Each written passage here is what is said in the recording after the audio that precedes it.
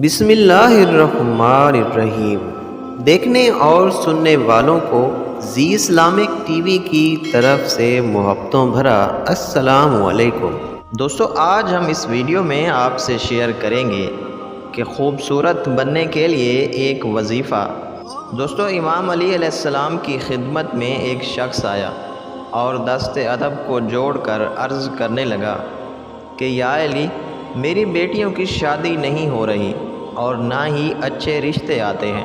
اس کا سب سے بڑا سبب یہ ہے کہ میری بیٹیاں بظاہر خوبصورت نہیں ہیں۔ کیا کوئی ایسی دعا یا کوئی ایسا عمل ہے جس کو کرنے سے میری بیٹیوں کے وجود میں خوبصورتی پیدا ہو جائے؟